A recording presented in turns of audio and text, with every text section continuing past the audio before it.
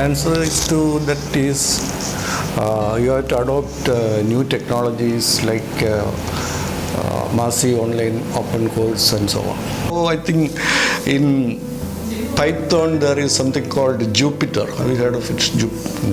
Are you using Jupyter? No. In fact, actually there is something called a Jupyter where you can write a program and the documentation also can be included in that Jupyter notebook. So in this way, actually, when you write some program for any concept, say digital signal processing or infinite series or statistics, then students will, because if you make some mistake in your program, then you won't get the result. So that means exactly what is meant by that particular mathematical concept, you will be able to understand if you write a program. In fact, this also is possible, as I mentioned, possible in an autonomous institution, because students will think that what is the point of doing this, because if you want to get university marks, then the method of learning should be entirely different. See, for example, when you teach statistics, average, mean, mode, then standard deviation and all those things, you simply teach the formulas, then they will memorize the formula and they may be able to score good marks in the university examination. But instead of doing that, when you teach standard deviation and mean and mode, you can ask the students to load a set of data, the students' marks or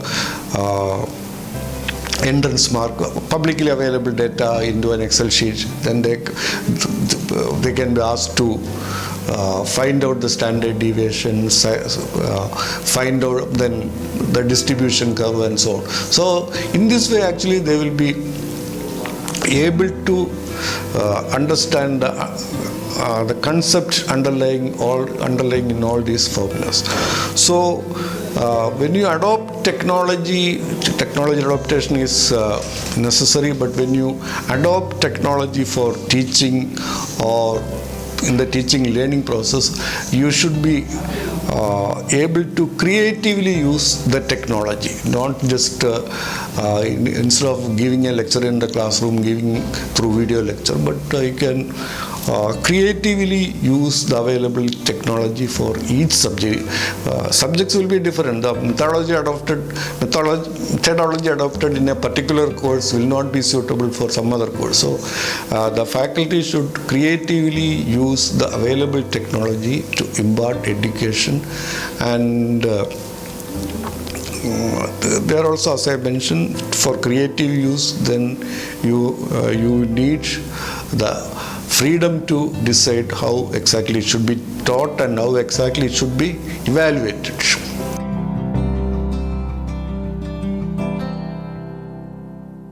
Now, adding value to the institutions, it's a difficult question, because most of the students prefer institutions not based on the competence of the faculty or the infrastructure or something like that. They just follow what has been done in the last year. So normally the older institutions will get preference. But the problem with this is that even if a college is lacking infrastructure, facility or faculty, but because of the age of the institution, many of the good students will prefer that institution. So finally, the institution's performance is actually based on the students who are being admitted to, or the performance of the students. And as I mentioned earlier, performance of the students largely depend upon the capability of the student, not the input from the faculty, because as I mentioned, the faculty had a very limited role in teaching or in the teaching learning process.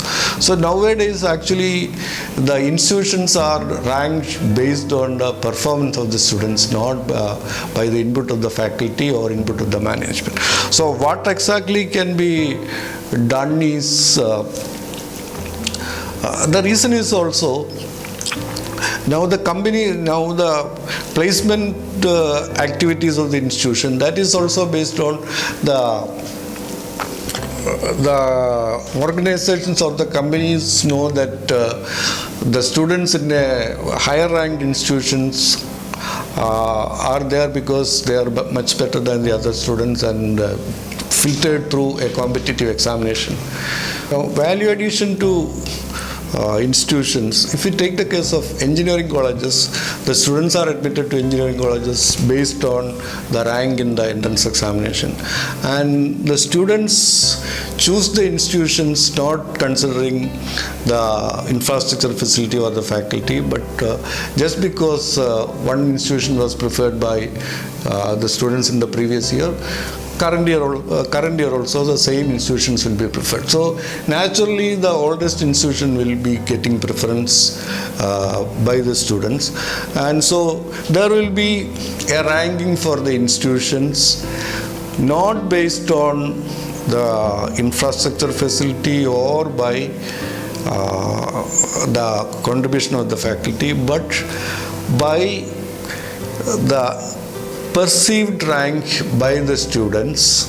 And in this hierarchy, the best college will, or best college means the college which is getting the higher ranking students, and normally the companies will be visiting only these colleges, or they are based on this rank they will be visiting, because not because of the great infrastructure facility or because of the great faculty, and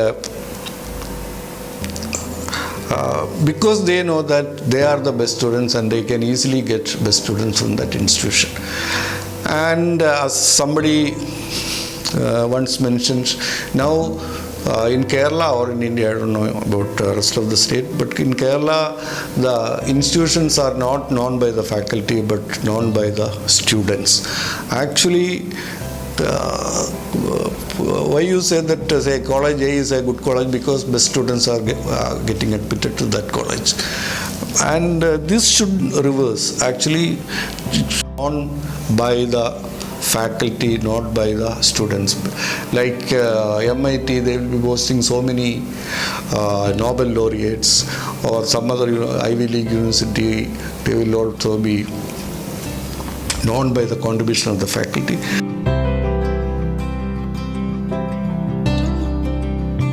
As far as the involvement of technology in teaching or in education concerned, now we can see that before the invention of writing,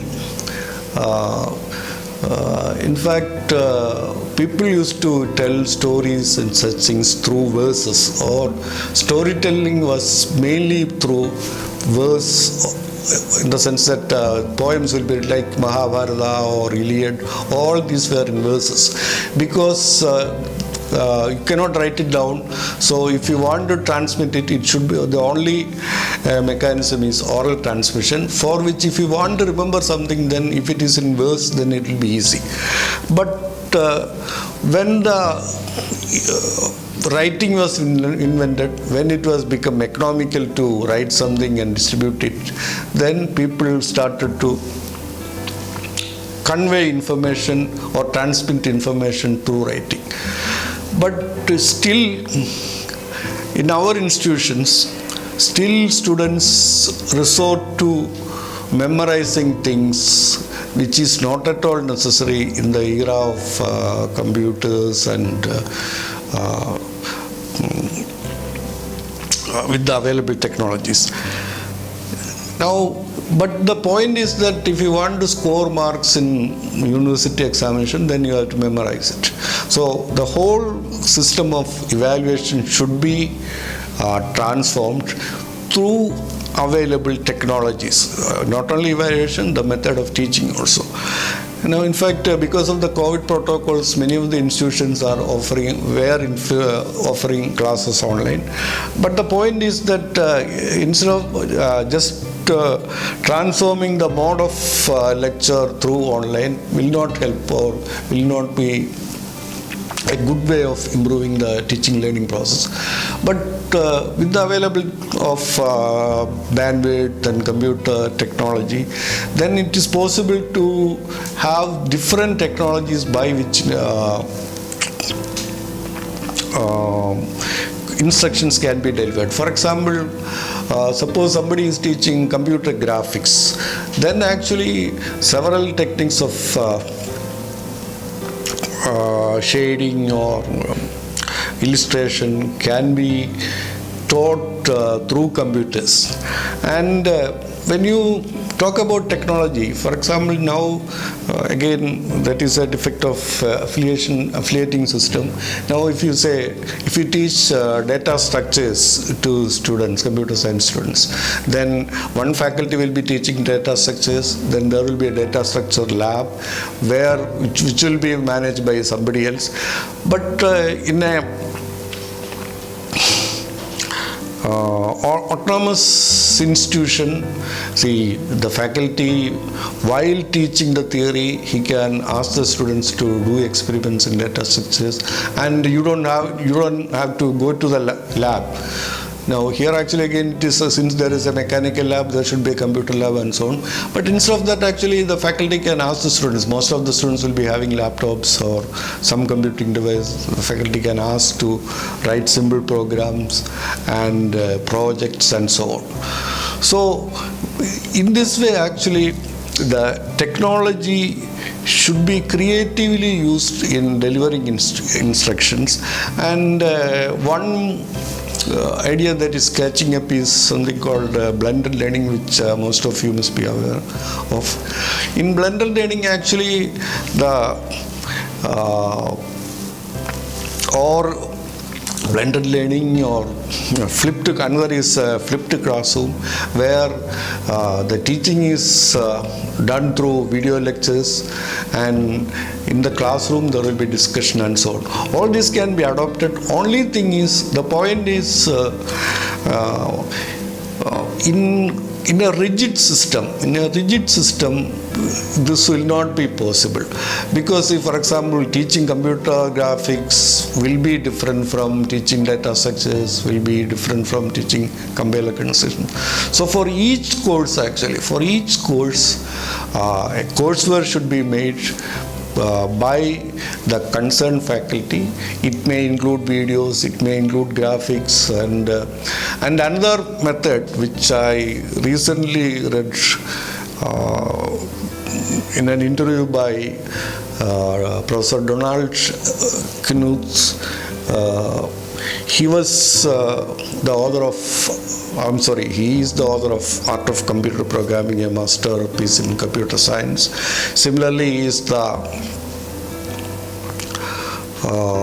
creator of typesetting system. In his opinion, if you want to learn something, try to write a program about that concept.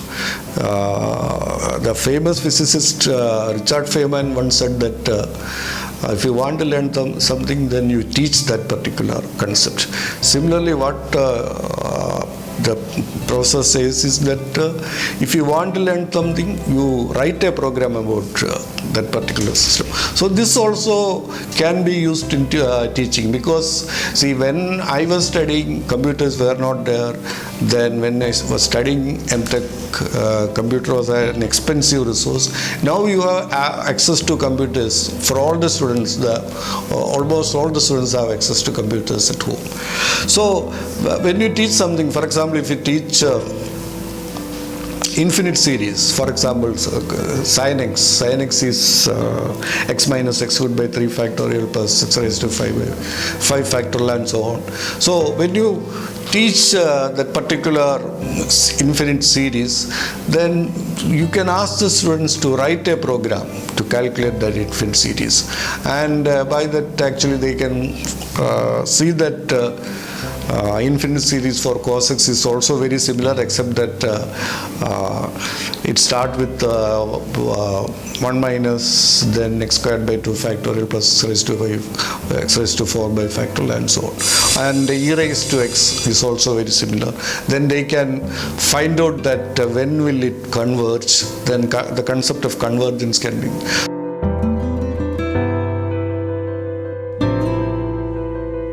In fact, the difference between the premium institutions and ordinary institutions, in fact, I studied my BTech in an institution in Kerala, and my MTech was in IIT Mumbai. The major difference I find in the premier institution is not about the facilities or infrastructure, but the freedom that is enjoyed by the faculty in delivering the course content. The difference is in Kerala, most of the institutions are affiliated institutions or affiliated colleges, in the sense that the syllabus is prescribed by the affiliating university. Then teachers teach according to the guidelines given by the university. So there will be a syllabus, the number of lectures, how exactly it should be evaluated, like 4 assignments, 2 test papers, then at the end of a university examination, then attendance requirement, and so on. But in IITs or in premium institutions, the major difference is the institution is autonomous, and the course, there will be a broad syllabus, and the course is taught by the concerned faculty, and he is having the freedom to add something, delete something, then expand it, and the evaluation is also done by the faculty. He can decide how many test papers should be there, then how many assignments should be there, the nature of assignments, then even the final examination, that is also being conducted by the faculty. And grading is done by the concerned faculty. Whereas if you take the case of ordinary institution, affiliated college, the problem is, take the example of subject, say compiler construction. Compiler construction, the syllabus is set by the university, and the role of the teacher is to deliver, say, 60 lectures per semester, but practically there will be only 30 or 40 lectures. And here also the question paper is set by the university, so the faculty who is teaching that particular subject has no role in evaluating the student, how many assignments should be given and what should be the nature of assignment, whether it should be a written assignment or it should be a course project or something else. But this freedom is not there for the faculty in an affiliated engineering college.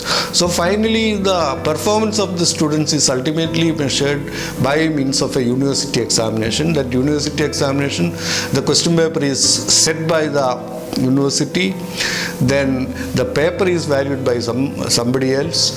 So the role of the teacher is limited to delivering, say, prescribed number of lectures. So he doesn't have any freedom to innovate or creative way of delivering the lectures or for the course.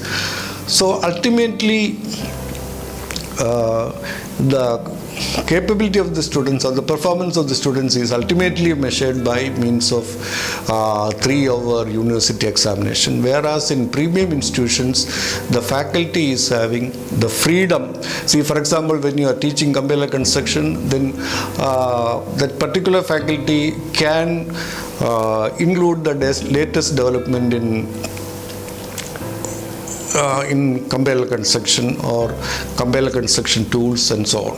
Whereas a faculty in an affiliated institution, even if he teaches something new or something different, that the students will not be interested in learning that, because that will never improve their performance in the university examination. So university examination students will be just reading look up the syllabus, then based on that syllabus they will find out how to write the examination based on the previous question papers and so on.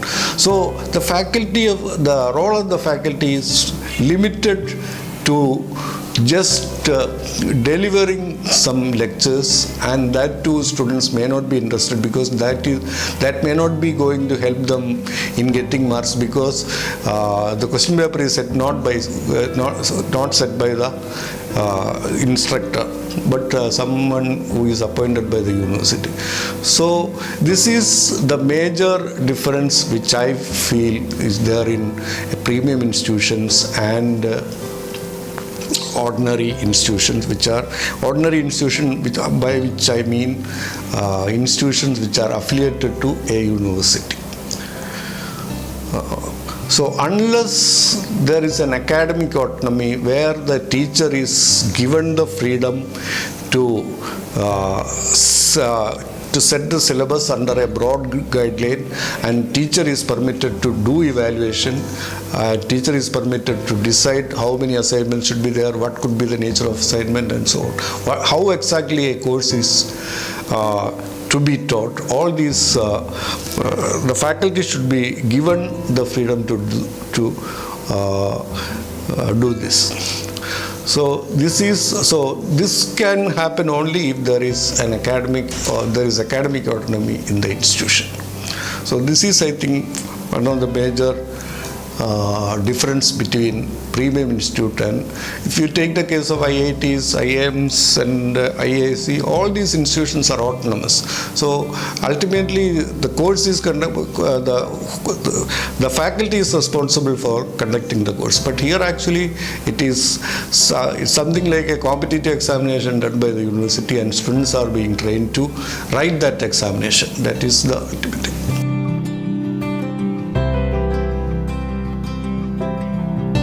How then the teachers can be motivated? So the answer is nothing but give freedom to teachers. So as I explained earlier, when teacher is the role of the teacher is reduced to just someone who is giving lectures, then teachers will never be motivated, because students know that beyond a limit, whatever that is being taught in the class will not help them in getting good marks in the university examination.